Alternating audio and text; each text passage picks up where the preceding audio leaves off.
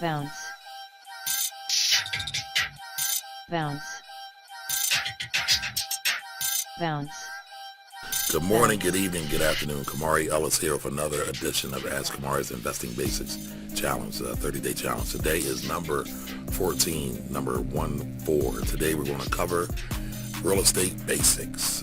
Most people think about real estate, bricks and mortar. That's about it. They usually don't think about anything else. But today we're going to talk about both bricks and mortars and paper.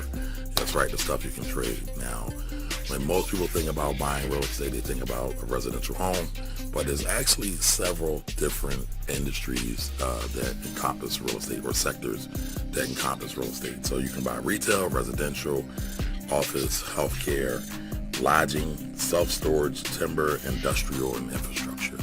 So if you really want to diversify your real estate holdings, you'll look at all of those different sectors, and not just bricks and mortars or apartment buildings or a couple of different duplexes. But real estate's great. A lot of times people like to buy it and hold on to it, or they like to buy it and rent it out for an income stream, or sometimes they like to buy it and sell it in the short term, and they call that flipping. And I'm pretty sure you've seen all the TV shows about flipping. There's plenty of them.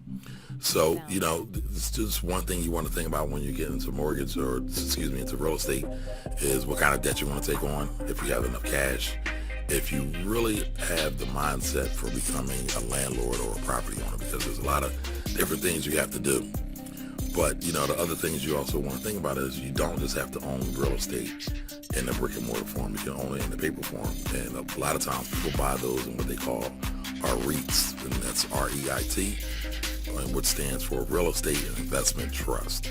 So if you own a real estate investment trust, it's actually the best of both worlds a lot of times, because you can put your money in with a reputable real estate investment trust. They'll manage the properties for you, and all they do is send you a dividend payment.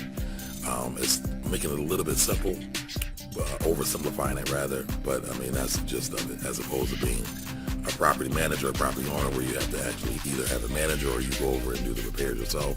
So you might have someone calling you at 3, 4 o'clock in the morning because their toilet broke or their roof fell in. Just some of the things you want to think about when they're investing in real estate.